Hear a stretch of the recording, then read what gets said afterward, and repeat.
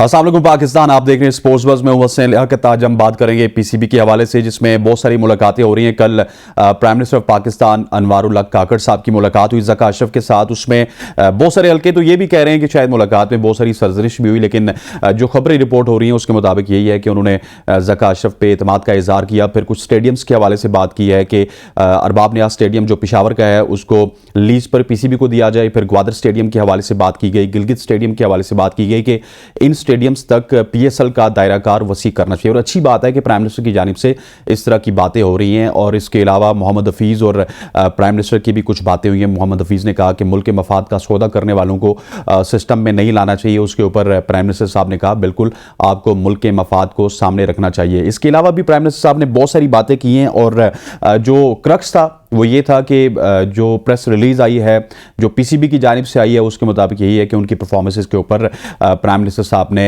एतमाद का इजहार किया। अब अगर दूसरी तरफ बात की जाए तो प्राइम मिनिस्टर साहब ने बहुत सी तंबीह भी की है। उसके ऊपर अपने पैनलिस्ट से बात करेंगे। फिर ऑस्ट्रेलिया के दौरे के हवाले से बात करेंगे, जहाँ पर साजिद खान कल पर्थ पहुँचेंगे और अबरार अहमद को वो रिप्लेस करेंगे। साजिद खान के हवाले से यही बताया जा रहा है कि जिस जल्दी से उनको पर्थ पहुँचाया जा रहा है, हो सकता है कि पहला टेस्ट वो मिस कर जाएँ, शायद नुमान अली को खेलने का मौका मिल जाए। इसके अलावा क्या पाकिस्तान की प्लेइंग 11 होगी, इसके हवाले से भी बात करेंगे। पर्थ के विकेट के हवाले से बहुत सारी खबरें आ रही हैं कि किस तरह का विकेट होगा। वैसे पूरे पाकिस्तान को पता है कि पर्थ की विकेट बॉलर्स को सपोर्ट करती है। देखते हैं कि इस दफ़ा पर्थ की विकेट बॉलर को सपोर्ट करती है नहीं। इस तमाम तर इशू पर बात करने के लिए कराची से हमारे साथ मौजूद हैं स्पोर्ट्स एंकर ताबिश मीर साहब। Sir, thank you very much for joining us. इसके अलावा एबटाबाद से हमारे साथ मौजूद हैं जलाल यूसुफजई। जलाल, आपको भी खुश आमदीद कहते हैं। ताबिश, आपसे स्टार्ट करते हैं। मुझे ये बताइएगा कि कल मुलाकात हो गई प्राइम मिनिस्टर की और पीसीबी चीफ की।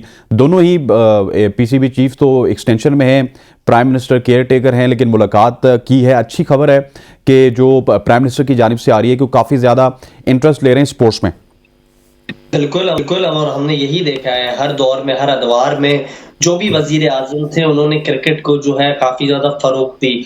पाकिस्तान की क्रिकेट ने सियासत में भी एक अहम किरदार अदा किया। क्रिकेट पॉलिटिक्स आपने देखा था कि हमारे साबिक जो वजीर आजम थे वो भी गए थे हिंदुस्तान और उन्होंने भी जो है क्रिकेट पॉलिटिक्स की बात की थी। तो ये सिलसिला रहा है। मेरी भी काफी हिंदुस्तान में मौजूद साथियों से जब बात होती है वो यही कहते हैं कि क्रिकेट के जरिए ही कोशिश होती है कि राब्ते बहाल हो।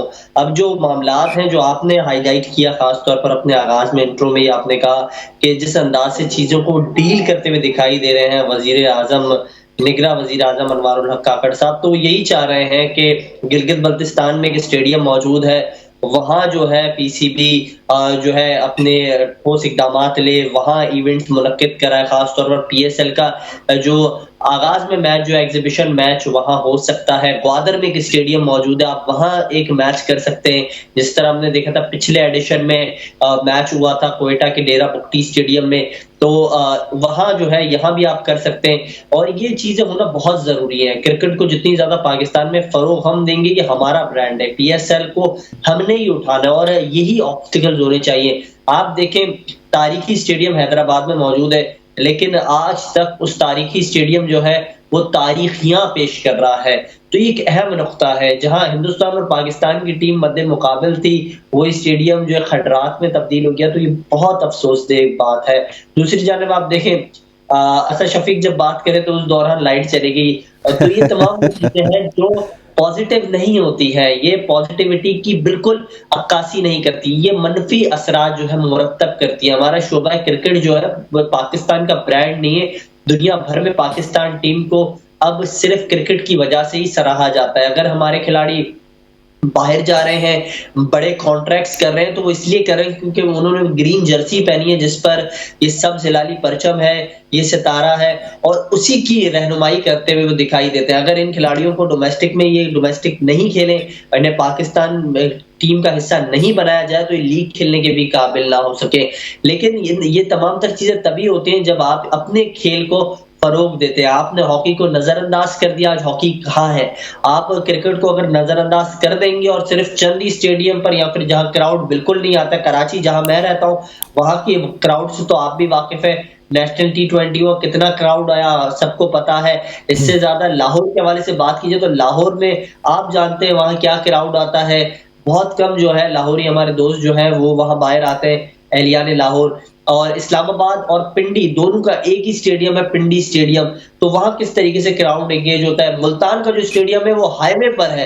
तो मतलब आप सोचिए आप क्राउड को किस तरह एंगेज कर रहे हैं। आपने 2025 में चैंपियंस ट्रॉफी की मेजबानी कर रही है, कोई ऐसा आपके पास स्टेडियम है लेकिन जहां जो तक ताबिश क्राउड का ताल्लुक है ना, तो क्राउड के हवाले से मेरा ख्याल है कि कराची भी और लाहौर भी डिजर्व ही नहीं करता। क्राउड के हवाले से सिर्फ पिंडी स्टेडियम डिजर्व करता है, और जितनी ज्यादा वहां पे इस्लामाबाद की आवाम होती है, पिंडी की आवाम होती है, इवन पिशावर से भी बहुत सारे लोग आते हैं जो कि रावलपिंडी में आके मैच देखते हैं। जलाल, मैं आपकी तरफ आऊंगा। अरबाब नियाज स्टेडियम अभी रेडी होने के बिल्कुल करीब है, सुना यह है कि वो रेडी होगा, लेकिन शायद इस पीएसएल के लिए रेडी ना हो। लेकिन उसको पहले ही लीज पर मांग लिया गया पीसीबी की जानिब से। और मुझे थोड़ा सा एबटाबाद के हवाले से भी बताइएगा, आप वहाँ पे होते हैं, प्रैक्टिस भी कवर करते हैं, प्लेयर जाके वहाँ पे प्रैक्टिस कर सकते हैं, लेकिन एबटाबाद जैसे इलाके में भी एक ऐसा ग्राउंड होना चाहिए जिस तरह के न्यूजीलैंड के ग्राउंड्स हैं, ओपन एयर ग्राउंड्स हैं, और वहाँ पे दिन दिन में मैचेस भी हो जाते हैं। पाकिस्तान को ये दायराकार वसी करना चाहिए। जी बिल्कुल हसनैन, देखिए पीसीबी का यही तरीकाकार होता है कि जब भी पीसीबी अपना ग्राउंड बिल्ड नहीं करता बल्कि स्पोर्ट्स बोर्ड की जानिब से ग्राउंड तामीर किए जाते हैं, पीसीबी उनसे लीज पर ले लेता है। ऐसे ही एबटाबाद का ग्राउंड भी तामीर होने के बाद पीसीबी के पास लीज पर है। आप देखें कि एबटाबाद का वेन्यू कुछ दिन पहले ये खबरें चली थी कि इंटरनेशनल क्रिकेट के लिए डेवलपमेंट प्लान में शामिल कर लिया गया है। एबटाबाद का वेन्यू बड़ा डिजर्विंग वेन्यू है। आप अगर इंग्लैंड के साथ कंपेयर करें, लश ग्रीन इनका आउटफील्ड है, विकेट की भी अगर आप बात करें तो फास्ट रेट से बराबर की क्रिकेट देखने को मिलती है। आप साथ ही साथ में आपको ये बताता जाऊं कि नेशनल T20 में एबटाबाद की टीम फाइनल खेल कर आ रही है, तो आप इस बात से अंदाजा लगा लें कि एबटाबाद में टैलेंट भी मौजूद है, प्लेयर्स प्रैक्टिस भी कर सकते हैं। पीसीबी जब भी इंग्लैंड का दौरा होता है, वर्ल्ड कप होते हैं, तो वुमेन टीम भी एबटाबाद में कैंप्स लगाती है। ऐसे ही आपके मेंस टीम भी एबटाबाद में कैंप करती है। तो आप एबटाबाद को यकीनन शामिल कर सकते हैं। यहाँ का जो वेन्यू है बिल्कुल डिजर्विंग वेन्यू है। अरबाब नियाज स्टेडियम की जहां तक बात की गई है, तो मेरे इंफॉर्मेशन के मुताबिक करंटली जो कमिंग पीएसएल है, इस प्लान में अरबाब नियाज स्टेडियम को शामिल नहीं किया गया, बल्कि सिर्फ 4 वेन्यूज को शामिल किया गया है। तो सबसे पहले तो मेरा ये एक सवाल बनता है यहाँ पर कि व्हाट्स द प्रोबेबिलिटी कि पीएसएल पाकिस्तान में ही होगा। सिक्योरिटी कंसर्न्स की वजह से हमारे पीएसएल फ्रेंचाइजीज के ओनर्स ने ये रिक्वेस्ट की थी कि यूएई में शिफ्ट किया जाए। मेरे मुताबिक हसनैन, आप देखिए कि पाकिस्तान की पॉलिटिकल सिचुएशन इस वक्त स्टेबल नहीं है। आपका यूएई में पीएसएल कराना एक अच्छी खबर थी। पाकिस्तान में फरवरी के मंथ में इलेक्शंस भी आ रहे हैं। वजीर आजम की जहां मुलाकात हो गई है हमारे चेयरमैन, देखिए अगर ये आप बात कर रहे हैं तो ये पॉइंट मेरे पास लिखा हुआ था कि पीएसएल की डेट्स को, इलेक्शन की डेट्स के साथ, बिल्कुल ये कल भी बात हुई है प्राइम मिनिस्टर की कि उनके साथ जो है इस तरह का एडजस्ट किया जाएगा कि इलेक्शन के 8-10 दिन बाद पीएसएल की डेट्स होंगी। और फिर आपको ये भी बताता चलूँ, अगर इस दफ़ा पीएसएल दुबई में या फिर साउथ अफ्रीका में हो जाती ना, तो आपकी चैंपियंस ट्रॉफी खतरे में पड़ जाती। तो इस वजह से पीएसएल पाकिस्तान में करवाना मजबूरी है बोर्ड की। देखिए हसनैन, फिर मैं वही बात करूंगा, पाकिस्तान की पॉलिटिकल सिचुएशन क्या इस बात की इजाजत देगी कि पीएसएल हो सके? क्या चांसेस है कि इलेक्शन फरवरी में बताए गए तारीख पर ही होंगे? इस बात की श्योरिटी गवर्नमेंट दे सकती है? वजीर आजम की मुलाकात हो तो गई ज़का अशरफ साहब के साथ, चैंपियंस ट्रॉफी पर बात की गई कि फुल प्रूफ सिक्योरिटी हम देंगे, लेकिन पीएसएल को खतरे में डाला जा रहा है इस वक्त। आप देखिए कि अगर इलेक्शन मुलतवी होते हैं, जी जी ठीक हो गया, पीएसएल को खतरे में डाला जा रहा है। एक और टॉपिक के ऊपर बात कर लेते हैं। ताबिश, मुझे ये बताइएगा कि मोहम्मद हफीज साहब जो ही आए, उनके और आमिर के जो मामला थे, ये आपको भी पता है, हमें भी पता है, हमने डिस्कस भी किए, लेकिन वो जब आए तो उन्होंने पहली कॉल मोहम्मद आमिर को की कि आप वापस आ सकते हैं, क्योंकि उस वक्त उनकी चीफ सेलेक्टरशिप को मोहम्मद आमिर की जरूरत थी, लेकिन आमिर आगे से मना करके कल मीटिंग में एक बार फिर वो कहते हैं जी कि जिन्होंने जो मुल्क की रुसवाई का सबब बने, ऐसे क्रिकेटर्स को हमें जो है वो पीसीबी में नहीं लाना चाहिए, जिसकी प्राइम मिनिस्टर साहब ने किसी हद तक उनकी बात की तायद भी की। तो ये हफीज को डबल स्टैंडर्ड्स की तरफ नहीं जाते हुए नजर आ रहे कि जब अपना मतलब हो कॉल भी कर लें। उससे पहले भी उनकी एक सर जंग चलती थी आमिर के साथ, लेकिन जब सलमान बट की बारी आए या किसी और की बारी आए तो मुल्क का मफाद उनको याद आ जाता है। हैरत इस बात की है कि जब आप चैंपियंस ट्रॉफी की ट्रॉफी लिफ्ट अप करते हैं तो उस स्क्वाड के अंदर मोहम्मद आमिर मौजूद होते हैं। उनका वो मैजिकल स्पेल होता है जिसकी वजह से आप वो ट्रॉफी लिफ्ट अप करते हैं। उसी टीम का हिस्सा मोहम्मद हफीज साहब भी थे और उस वक्त तो काफी अच्छे रवाबित थे दोनों के दरमियान। ना जाने ये खलिश कहाँ पैदा हुई, कब पैदा हुई, किसकी दिल को कैसे राहत पहुंचेगी, ये तो वक्त ही बताएगा। लेकिन हसनैन लियाकत साहब, मैं ये बताऊंगा आपको कि गुजरते वक्त के साथ एक अहम नुक्ता ये है कि हॉट सीट पर बैठने के बाद ना हमारे लेजेंडरी क्रिकेटर्स के बयानात उनके अल्फाज काफ़ी तब्दील हो जाते हैं। जब वो आपके या हमारे प्रोग्राम्स में मौजूद होते हैं, तो उनका तो मौज़ू बिल्कुल अलग होता है, उनका नुक्ता नज़र बिल्कुल मुख्तलिफ होता है। लेकिन जब उन्हें पीसीबी की जानिब से कोई ओहदा मिल जाए और बावसूख ज़राए इस हवाले से ये कहें कि ना सिर्फ़ ओहदा मिला है, एक बेहतरीन हैंडसम अमाउंट पर उन्हें ये ओहदा मिला है, तो इसके बाद जो उनका तर्ज़ अमल है वो इंतहाई ज़्यादा अजीब और गरीब हो जाता है। वो अपने को इस दुनिया में मौजूद जो ज़मीनी खुदा है वो तस्वुर करने लगते हैं। मैंने ऐसे कई क्रिकेटरों से वाबस्तगी रही है जो जब तक उन्हें ओहदा नहीं मिला होता है, उस वक़्त वो आपके साथ इतने हम्बल होंगे, इतने अच्छे होंगे कि आप हैरान और परेशान होंगे, क्या ये वही क्रिकेटर है जो जिसके पीछे पूरी दुनिया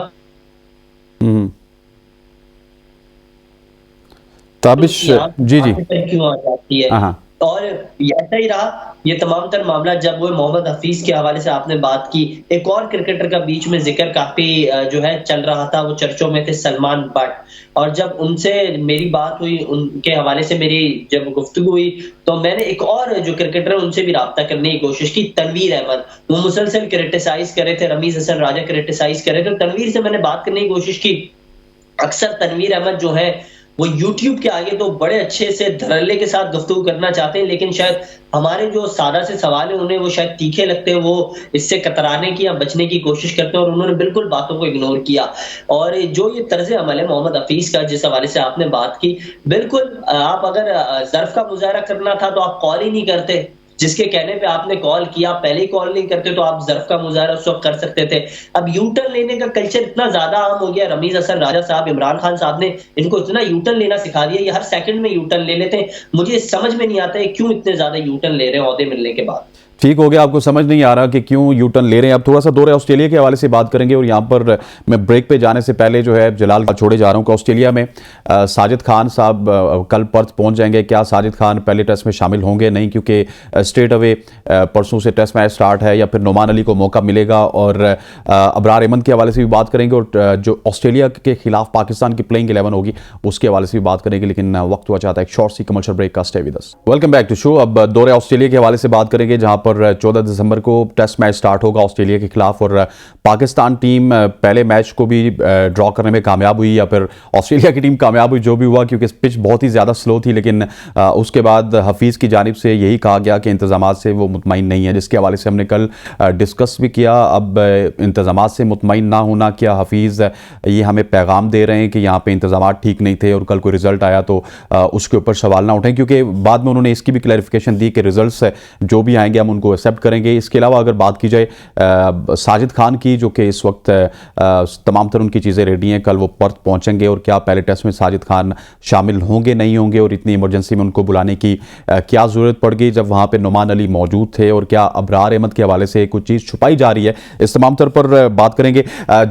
जलाल ये बताइएगा कि ये साजिद खान को बुलाना, फिर अबरार भी वहाँ पर मौजूद हैं और अभी तक अबरार का कुछ समझ नहीं आ रही कि वो कितनी सीरियस इंजरी में वो जो है ना मुब्तला हैं कि उनको एक टेस्ट के लिए भी यहाँ पे स्पिनर बुलाना पड़ा, और जिस स्पिनर्स का अभी तक ये नहीं बताया जा रहा कि साजिद खान वहाँ पे जाके खेलेंगे भी, सिर्फ उनको बैकअप के तौर पे बुलाया जा रहा है।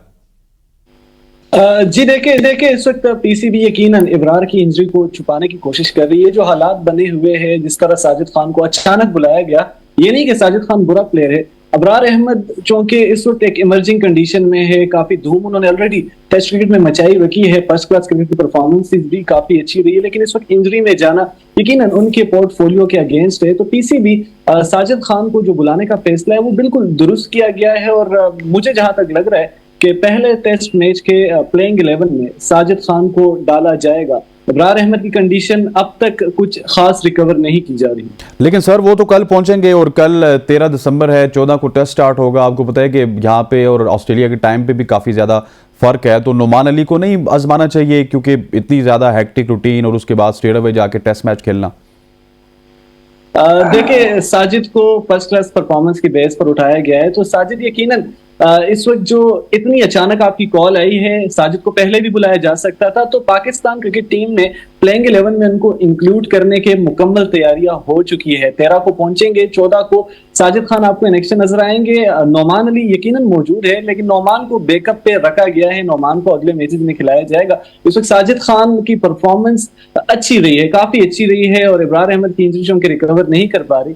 तो साजिद खान आपको प्लेइंग 11 में मोस्ट पॉसिबली नजर आएंगे। पीसीबी का एक स्टंट है, देखते हैं अच्छा साबित होता है या बुरा। ताबिश, आपको भी लगता है कि साजिद खान को स्ट्रेट अवे बुला के टेस्ट मैच मिल सकता है, नुमान अली को पीछे रखा जाएगा और साजिद खान को ही खिलाया जाएगा?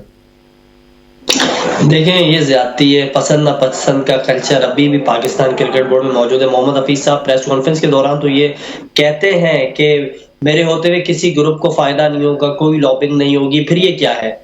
आप देखें, साजिद अली के हवाले से आपने बात की, मुझे ये बताएं कि साजिद ने अब तक जो कायदे आजम ट्रॉफी खेली, क्या उन्होंने खेली है कायदे आजम ट्रॉफी? पिछले 2 सीजन में तो मैंने उन्हें नहीं देखा है। जो जिस तरह से मैं डोमेस्टिक क्रिकेट को फॉलो करता हूं, तो लास्टली भी मैंने देखा इस वक्त के अगर कोई स्पिनर मोस्ट टेकिंग विकेट लेने वाला स्पिनर था तो वो इस वक्त जाहिद महमूद भट्टी थे, जिनका ताल्लुक दादू से है। उसे नजरअंदाज किया गया, एक ये ज्यादती हुई। दूसरा, एक और नाइंसाफी ये है कि सबसे जबरदस्त अंदाज से श्रीलंका में बेहतरीन बॉलिंग का मुजाहरा करके आपको टेस्ट सीरीज जिताने में एक अहम किरदार अदा किया नुमान अली ने। वो बेंच होंगे ऑस्ट्रेलिया में, तो इसका मतलब ये क्या मंतक है? ये मंतक भी समझ में नहीं आ रहा है। मतलब जिस अंदाज से मोहम्मद हफीज हो या फिर वहाब रियाज हो या फिर शान मसूद नए कप्तान, वो कहते हैं जिम्मेदारियां तो हम लेंगे, जो कुछ होगा हम इसे तस्लीम करेंगे। तो ये तस्लीम में हम होगा या तस्लीम में गम होगा, ये तो वक्त ही बताएगा।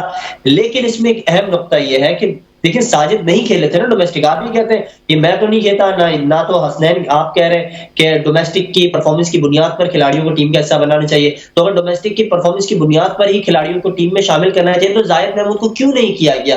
ये एक अहम सवाल है।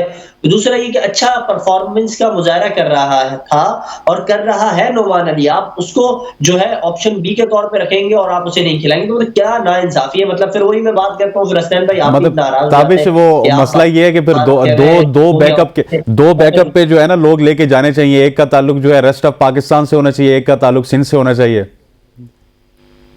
क्या कहते हो ताबिश? वही बिल्कुल आप दुरुस्त कह रहे हैं कि मतलब बैकअप पे जो खिलाड़ी अगर लेके गए, दोनों खिलाड़ी आप लेके गए, एक का ताल्लुक सूबा सिंध के सबसे बड़े शहर कराची से था, दूसरे का हैदराबाद से था, लेकिन आपने अच्छी परफॉर्मेंस की बुनियाद पर खिलाड़ियों को टीम में होना चाहिए। मैं ये नहीं कह रहा कि परफॉर्मेंस की बुनियाद पर खिलाड़ी ना हो, आप परफॉर्मेंस का मुजाहरा अगर अहमद शहजाद करते हैं वो भी टीम का हिस्सा होना चाहिए। कभी हमने ऐसी तासुबी बात नहीं की, लेकिन बात यह है, सबसे अहम नुकता यह है कि जो खिलाड़ी परफॉर्मेंस की बुनियाद पर टीम का हिस्सा बनता है वो मेरिट होता है ना। अगर आप मेरिट का इस तरह से गला घोटेंगे तो फिर किस तरीके से आपके जिस सूबे से आप प्रोग्राम करते हैं, जहां से आप प्रोग्राम करते हैं, आप देखिए अरशद खान कहां है? ऑस्ट्रेलिया के अंदर वो जो है आम सी जिंदगी गुजारने मजबूर थे, अब वो पीसीबी का हिस्सा बन गए। तो मतलब आप इस तरह से मतलब खिलाड़ियों के साथ करते हैं, मुश्किल हालात उनके लिए पैदा करते हैं और उनको इतना जो है मुश्किलात में डालते हैं कि उन्हें पाकिस्तान की क्रिकेट छोड़ के जानी पड़ती है। हम्माद आजम वो छोड़ के चले गए, एहसान आदिल छोड़ के चले गए। क्यों छोड़ के चले गए? वजह ये आपने उनको इतनी अपॉर्चुनिटीज नहीं दी, क्रिकेट बोर्ड ने उनके साथ। ये अपॉर्चुनिटीज के ऊपर ना मैं जरा आता हूं, मैं थोड़ा सा ना अपॉर्चुनिटीज के ऊपर बिल्कुल आऊंगा। आपका नेक्स्ट सवाल अपॉर्चुनिटीज पे होगा। मैं जरा जलाल की तरफ जाता हूं। जलाल, मुझे ये बताइएगा कि पर्थ की कंडीशंस आपके सामने, और वैसे भी जो क्यूरेटर्स हैं वो यही बता रहे हैं कि पिच के अंदर पेस भी होगा, बाउंस भी होगा। अब इस पेसी एंड बाउंसी पिच पे पाकिस्तान की टीम किस तरह का परफॉर्मेंस मतलब दे सकती है? क्योंकि बॉलिंग तो हमारी इतनी दमखम की है नहीं, बैट्समैन ही जो कुछ करेंगे क्योंकि नॉर्मली जो टेस्ट मैच है वो आप बॉलर से जीतते हैं, लेकिन बॉलर्स में तो एक शाहीन शाह अफरीदी ही हैं। देखिए हसनैन, इस सवाल का जवाब देने से पहले मैं ताबिश की बात को जरा सा इंटरफेयर करना चाहूंगा। साजिद के हवाले से परफॉर्मेंसेस की बात की है, तो आप नुमान अली के साथ उनका कंपैरिजन करके देख ले कि टेस्ट मैचेस में अब तक साजिद खान 7 मैचेस में 22 विकेट ले चुके हैं, जबकि डोमेस्टिक की परफॉर्मेंस पर अगर हम देखा जाए तो डोमेस्टिक की परफॉर्मेंस पर ही टीम की सिलेक्शन हुई है। जाहिद महमूद को ना खिलाने की वजह मैं आपको बता देता हूं कि Sajid Khan already test cricket खेल चुके हैं। जाहिद महमूद को अचानक बुलाना, 13 तारीख को वो पहुंचेंगे पर फिर मैच खिलाना उनके लिए मुश्किल हो सकता था, वो कोलैप्स कर सकते थे। साजिद खान ऑलरेडी पाकिस्तान टीम के साथ ड्रेसिंग रूम शेयर कर चुके हैं।